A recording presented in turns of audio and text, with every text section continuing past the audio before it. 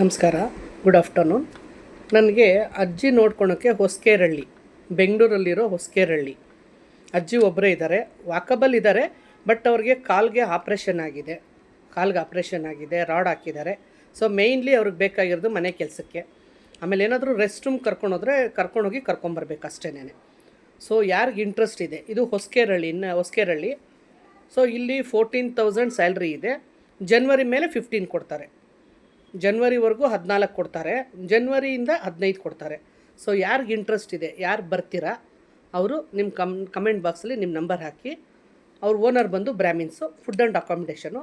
ಆದರೆ ಇಲ್ಲಿ ನಿಮಗೆ 3 ತಿಂಗಳು ರಜಾ ಸಿಗಲ್ಲ. ನಿಮ್ಗೆ ಒಟ್ಟು ರಜಾ 7 ರಜಾ 3 ತಿಂಗಳಾದಮೇಲೆ ಸಿಗುತ್ತೆ.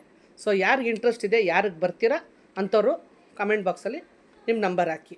ಹೊಸಕೇರಳ್ಳಿ ಹೌಸ್ ಕೀಪಿಂಗ್, ಇದು ಮನೆ ಕೆಲಸ ಪ್ಲಸ್ ಅಜ್ಜಿಗೆ ಅದೇ ರೆಸ್ಟ್ ರೂಮ್ಗೆ ಹೋದರೆ ಕರ್ಕೊಂಡು ಹೋಗ್ಬೇಕು, ಬೇರೆ ಏನು ಡೈಫರ್ ಹಾಕೋದು ಏನಿಲ್ಲ. ಸೊ ಅಡುಗೆ ತಿಂಡಿ ಎಲ್ಲ ಅವರೇ ಮಾಡ್ತಾರೆ.